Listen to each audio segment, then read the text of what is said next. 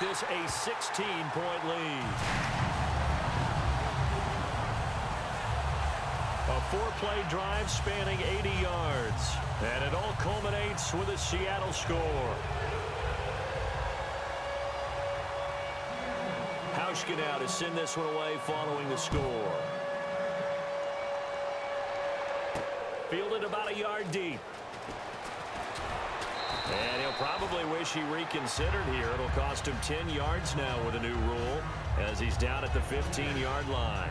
Well, conventional football 101, tells us if you don't get it back to the 20-yard line on a kickoff return, that's a disappointment.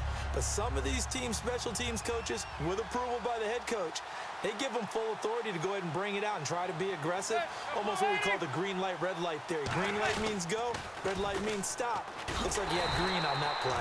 And he will lose yardage here back to his own 6. He lost 9 there. That's really going to set him back for second down. Well, anytime it's a toss or a pitch play, it's a battle for the edges. Who's going to control the edge of the line of scrimmage? In other words, can the defensive guys hold their leverage? What we were always taught was keep your outside arm or outside shoulder free if you were playing on the play side, meaning the ball coming towards you. And anyone coming from the backside, they're pinching down and sliding down towards it to try and keep people kind of locked. Now, never mind, Larry. Forget your halftime report. Apparently, we are set for the third quarter of action already. Both teams appear ready for the fight ahead, and we resume action here in quarter number 3. That's fielded in the end zone. Oh, he shifts past him. And he will take it back only to about the 13-yard line here. Well, conventional football 101, tells us. And now the Giants will stop play as they take a timeout defensively. It's just their first, so 2 remaining as they burn one here in this third quarter.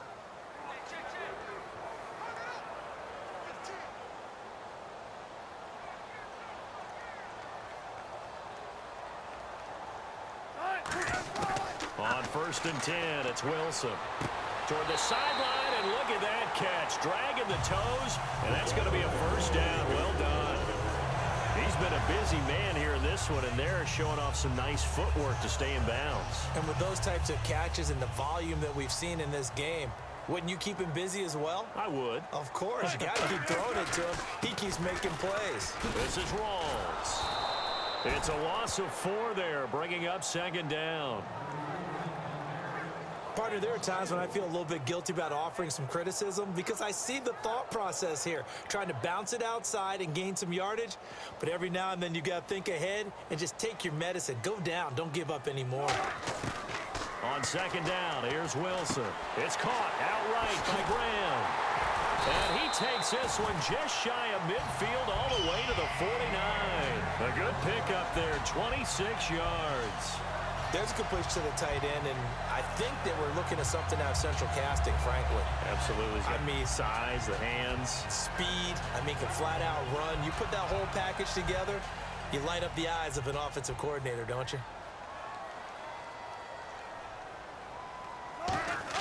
Throwing now, Wilson on first down. That's caught inside the 20. And all the way in, touchdown Seattle. Tyler Lockett, 50 yards. And the Seahawks add on to their lead. And he showcased his blazing speed on that one. Was he wearing football cleats or track spikes? Because he was gone. Big-time play. And just think about what that does if you're a receiver on the team with him. Well, that's got to open things up for you as well, because if I'm a defense, I've got to get back deeper and deeper in order to keep him in front. But I'm not sure how many can actually keep him in front with that speed. And that PAT pushes the lead up to 23 now.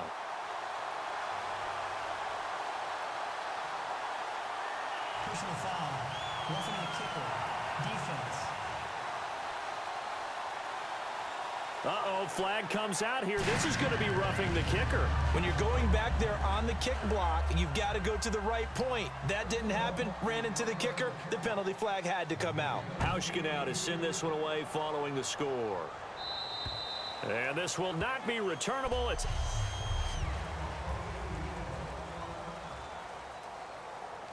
A look at the offense now here, coming back out on the road for their first possession of the second half. They're down in this game. A chance for the offense, though, to put something on the board, get some momentum here in half two. Try and get things kick-started for them. And you know at the half, they discussed how they were going to get that done. This is where scripting comes into play a lot of the time. How many plays do you script coming out of the second half? Most of the time in the first half, you're scripting 12 to 16. I think in the second half, you're really scripting more like 8 to 10. Kind of a starter or an opener, whatever terminology they use. Just something to get you off to a quick start.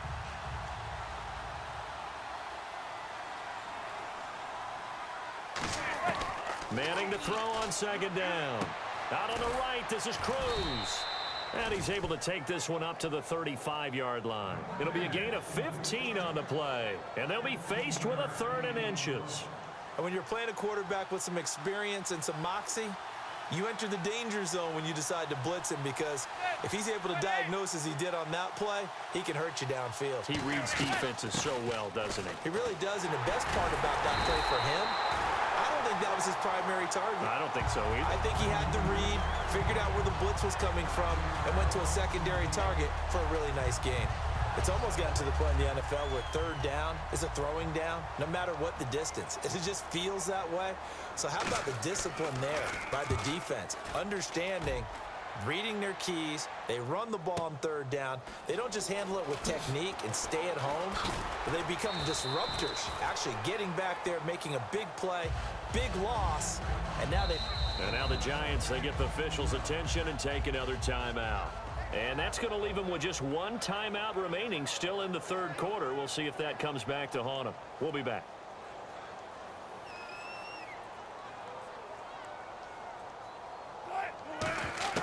On first down, Wilson.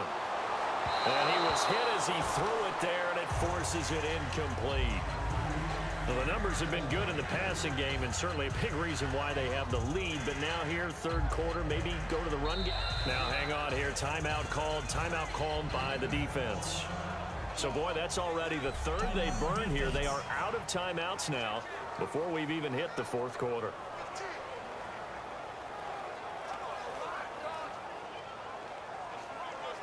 So the incomplete pass brings up 2nd down.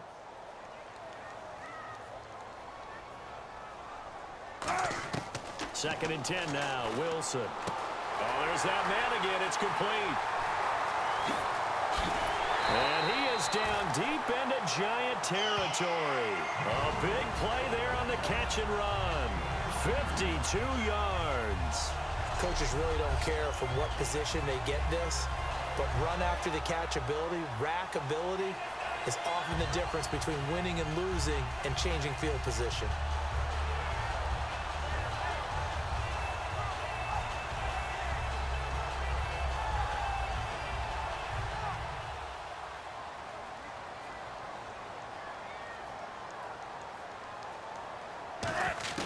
From the red zone now, here's Wilson on first down. And the tip there altered the ball flight, and it falls incomplete. It'll be 2nd down. Well, sometimes you just have to take things into your own hands, don't you? I mean, the offense is really struggling in this game. They're the ones keeping things going. They have to continue to play at that level. Offense still needing 10 yards. 2nd down.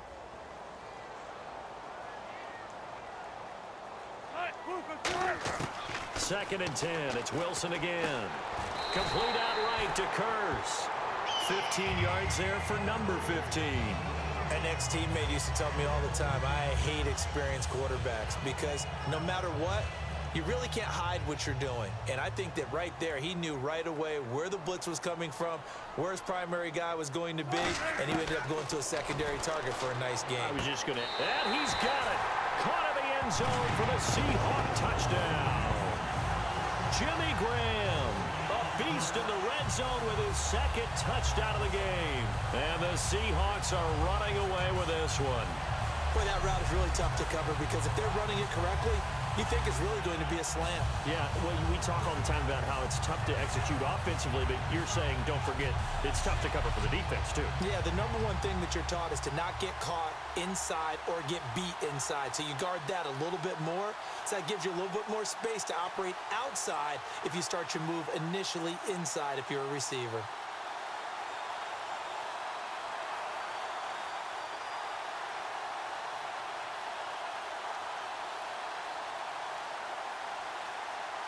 Here's Hauschka for the extra point.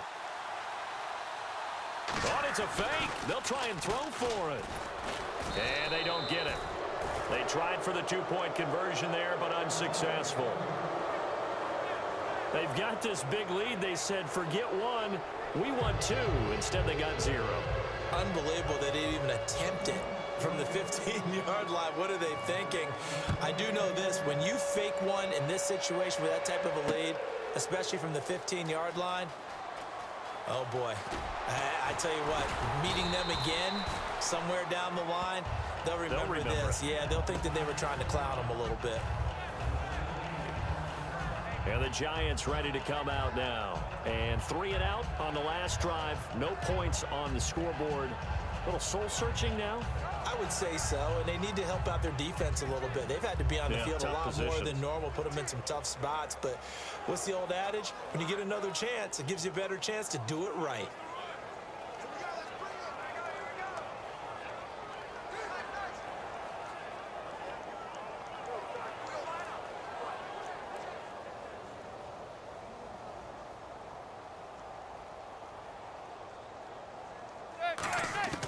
Manning now on first down. And it pops free. The collision there jarred the ball loose and brings up second down. Looked like they had an opportunity for a big play across the middle, but he didn't have the concentration or the focus necessary and dropped it before he could haul it in.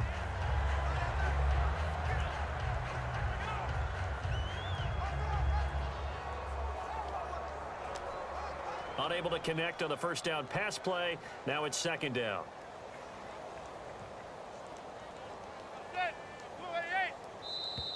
And now whistles and a flag, and I think we got a jump here. Neutral zone infraction, defense.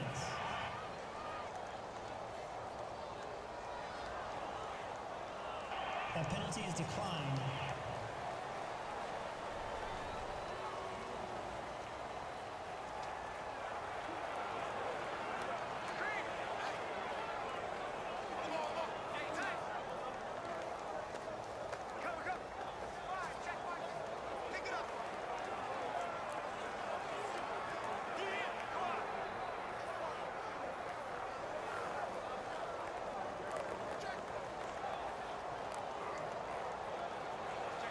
Offense looking to avoid a 3rd and long. It's 2nd and 10. Back to the air on 2nd down. It's Manning underneath for Jennings. It's a gain of 5 on the play, and that's going to bring up a 3rd down. And just in general, Charles, on a play like that, how tough is it for the defense to account for a running back essentially being a receiver downfield? It's very difficult, especially if the running back has skills like a receiver, and you're aware of that before the game even begins. So throughout your practice sessions, you're going to want to be aware of him. Where is he lining up? What can he do? What kind of damage can he do to us downfield? And who can match up with him without weakening our overall defense? You're exactly right. It's a tough task to match up to him. From the gun on 3rd down, Manning. Into double coverage, and it's intercepted. A great read, and it's picked off. And his guys are going to get the football at the 23-yard line. So their woes on offense continue. That's the 2nd pick thrown here in the 3rd quarter. And we know it was ill-advised, but that was an opportunity to help them get back into the game. Instead, he throws another interception, and now their task is even tougher.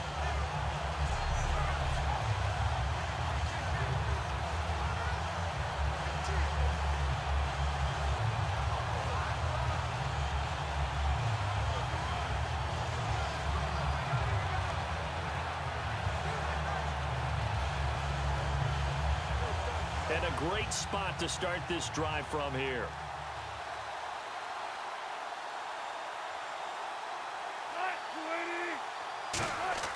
After the interception, here's Wilson. And Graham's got it over the middle. Now a loose football. The ball comes out, and he is in for the Seattle touchdown. Jermaine Kearse. He scored on the ground and through the air. And the Seahawks